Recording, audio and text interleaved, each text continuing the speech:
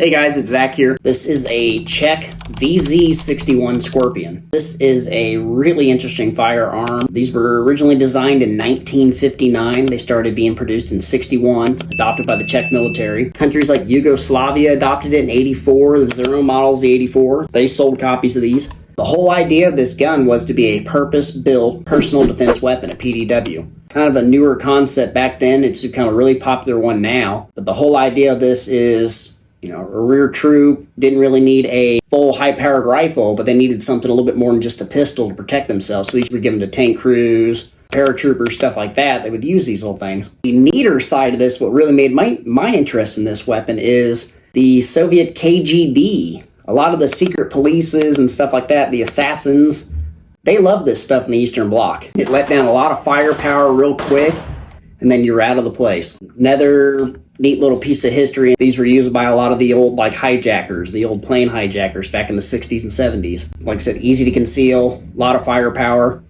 What really made me want one of these was I grew up, late 90s, early 2000s playing James Bond 007. Bruh. On the Nintendo 64, this was the Clob. Anybody who's played the game, they'll recognize it real quick. You have the famous coat rack style stock, kind of simple, nothing about it, but easy to deploy. Just tuck it right under.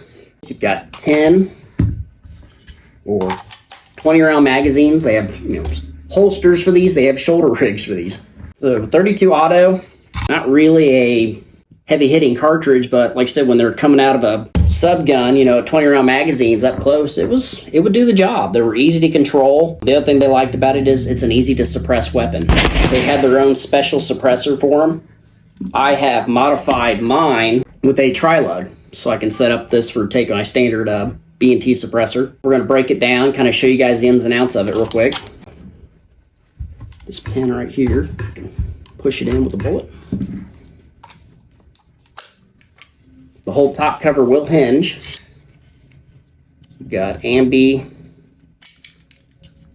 charging handles on both sides. They'll just kind of fall out.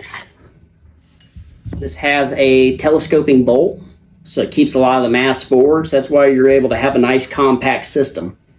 Dual recoil springs. And that, pretty freaking simple. The neat thing with the full auto ones, they had a rate reducing system in it, so that kept the rate of fire, even though it was still pretty fast, it kept it really slow and controllable.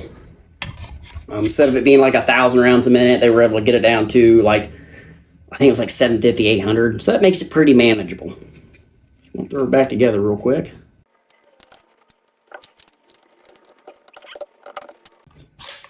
This is a registered SBR. In 2009, the company Checkpoint brought these back for the civilian market in a semi-auto pistol. So you are able to still get your hands on these.